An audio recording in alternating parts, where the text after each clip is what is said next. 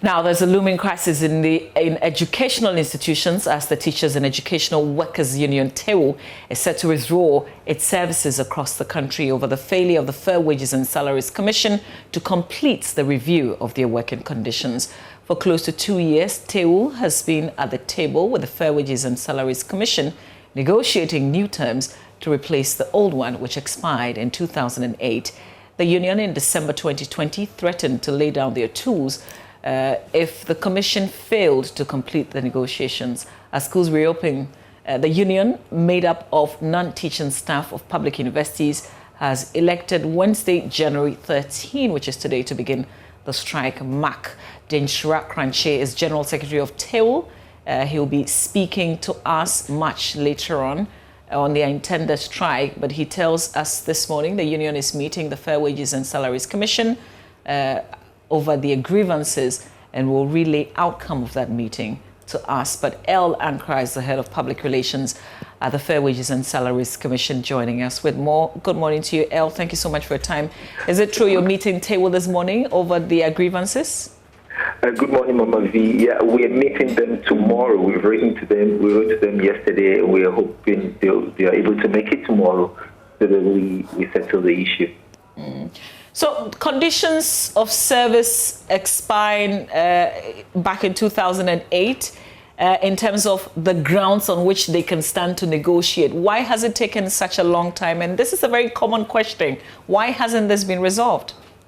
Well, issues regarding conditions of service are like that. It would not be only TEWU having those issues, and normally there are issues related between the group and their employers, their direct employers, be they in the educational sector, health sector, security agencies.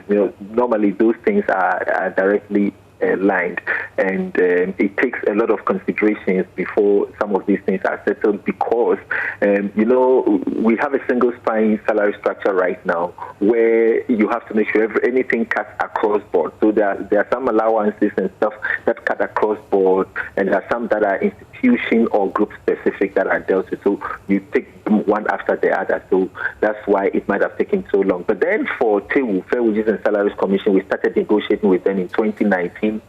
We've held several meetings. There were a lot of issues that were brought on board. We've tackled everything. We've agreed on everything with TEWU, with the exception of two outstanding ones.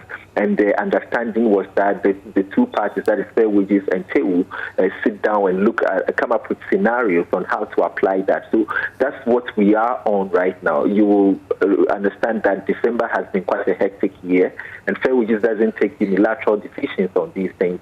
We have to collaborate with the Ministry of Employment and Labour Relations, the Ministry of Finance, and some other institutions that are relevant to this. So that is why. But almost everything on the table has been dealt with, and we only left with two. In actual fact, during our last meeting, and I think that was October 20th, Fair Wages recommended that we sign off on those aspects that we have agreed on, so that the two outstanding ones be dealt with later on. But then the leaders of TEWU thought maybe they would have to wait till we've completed everything. So that's where we are at the moment. We've dealt with most. El, if I may, what are these two outstanding issues you talk about?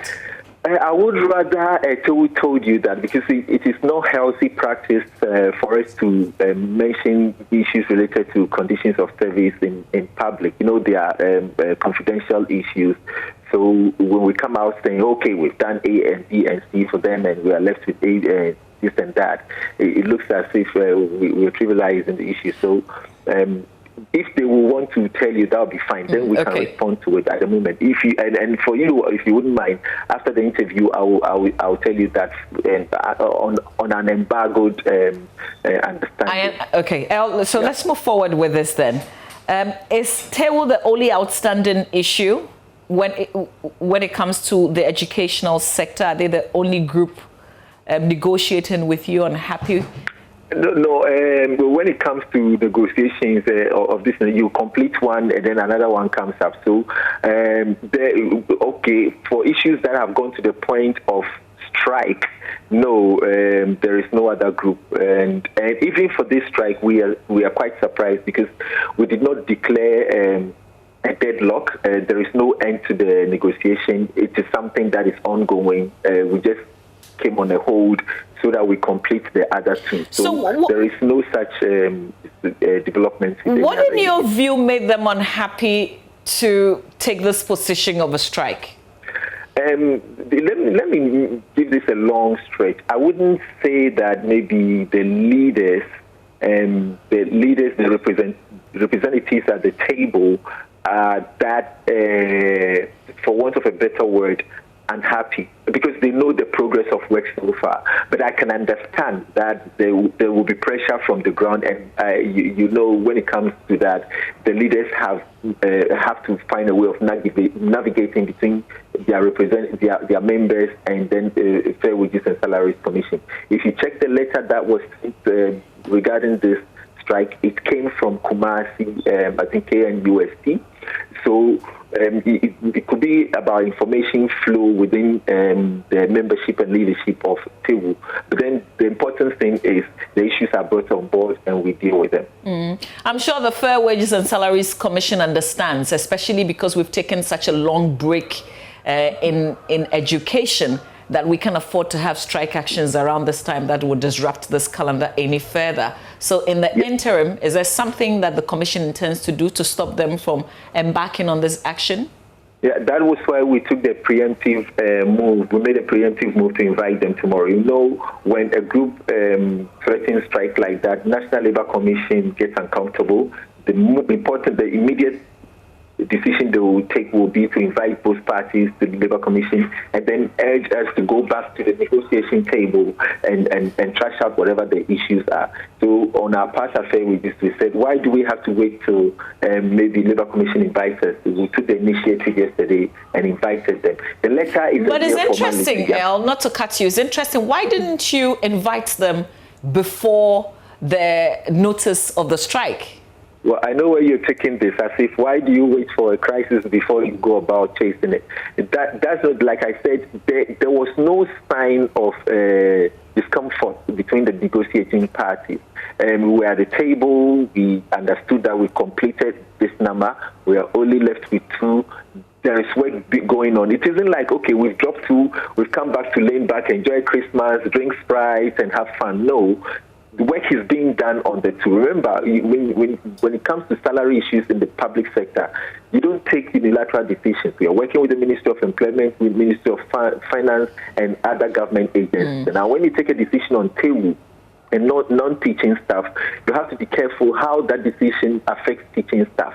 And you have to be careful how it may overflow to the health sector, nurses, pharmacists, doctors, etc. How it goes out to state athletes, how it goes. So it's something that cuts across the public sector, and we're dealing with equal pay for work of equal value. But there's a danger here. Yeah, there's a danger here, El, and I don't know if you see it.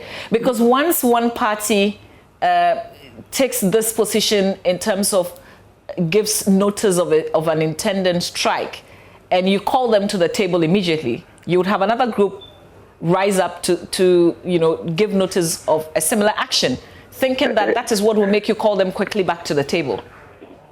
Sorry to burst your bubble around this issue. The important thing to note is Fair Wages doesn't take decisions based on strike. I mean, the policy gives no room to strike action. In actual fact, the moment you go on strike, you tie our arms, and we're not supposed to negotiate under threat. It is not good labor practice. So Fair Wages doesn't handle strike issues.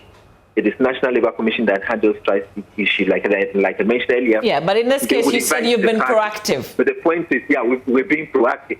So the point is, this is a group. They are our partners. They are our social partners. We work with them. They've gone on strike. It's surprising that I got to know about this strike at the same time. Possibly you even got to know about it earlier than I did, which wasn't too fair for us. So we thought, okay, this is what we've heard in the public domain, and please come, let's find out what exactly is going on. Remember, we did this and did that and did that. Remember, we agreed on this and that. What is going on? And then we, together as one party, we look at the way forward. So there is no bad blood at the moment. we are meeting tomorrow, and everything will be laid to rest. Okay. So for those who are interested stakeholders, what should they expect tomorrow from this meeting? It will be presumptuous and preemptive on my part to say, okay, after tomorrow's meeting, this is what you're going to see.